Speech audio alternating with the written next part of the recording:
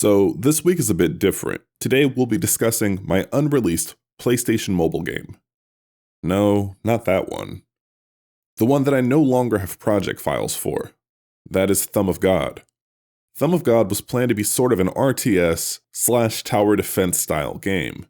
You would play as God, and start with a village of just one follower. As you protected your singular villager, more people would join the village, and would even start to reproduce. I was playing quite a bit of Black and White at the time, so I guess you could say that this game was heavily inspired by that game.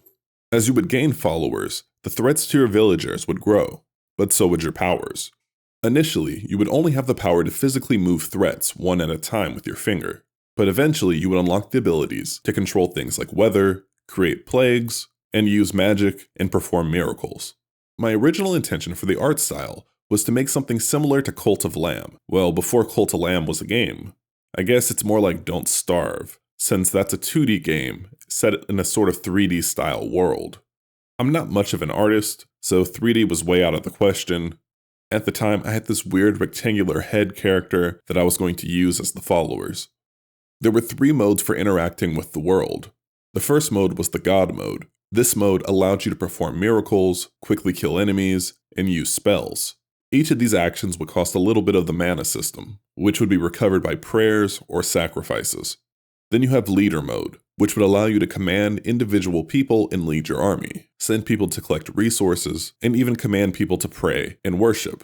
Then lastly, we have Architect mode, which would allow you to build homes, plant crops, and other necessary infrastructure to keep your civilization going.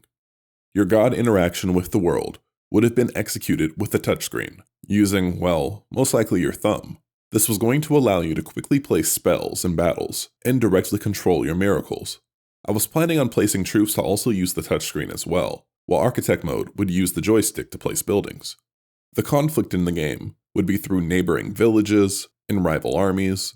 I also planned for the player to be able to convert neighboring villages through the use of miracles. Then you would also have to protect your followers from the elements. I was even planning some supernatural enemies such as demons.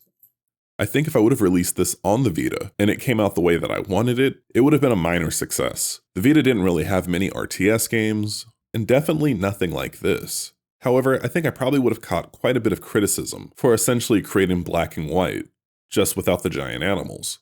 The similarities is why I decided to forego the morality system, as I wanted to limit the amount that I was actually pulling from my inspiration. Another one of my major problems that I had with the project was actually giving the player a reason to play the game and engage with all the mechanics.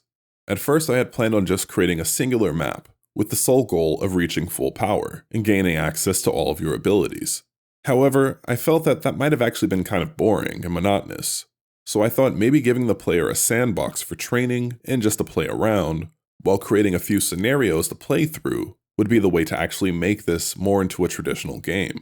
I had a scenario planned about a warring tribe, and another one about a major fire, but that's really as far as I got with scenario planning. I think having the sandbox would have been great for those types of players who just wanted to experiment and goof off, while the scenarios would have brought in RTS players, and given the average gamer a reason to play the game. Now, I didn't get too far in the development of the game. I got the camera to pan around, I added touchscreen controls for picking up items, I had the player on the screen, along with a single enemy, and a rock that you could throw at the enemy. I also had a basic menu system, so you could cycle through your spells, but moving objects was the only spell that was in the game. It was actually the first piece of software that I ever had running on the Vita, but soon the work on Eden picked up, and I dropped the project. Even if Eden had never picked up Steam, I doubt that I would have finished this game before the end of PlayStation Mobile. The scope was just too big for one person in that time frame, but I think I could have scaled it down and just sort of went with the virtual sandbox theme to finish the game in time.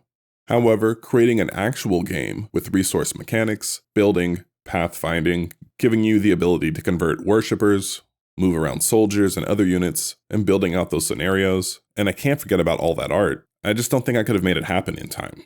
In all, I think the game could have been pretty cool if executed properly, and it would have helped adding diversity of games to the console. However, with everything that is currently on my plate, and the games that I'm currently planning on making, I doubt that I'll ever come back to this project. It's really all about time and life.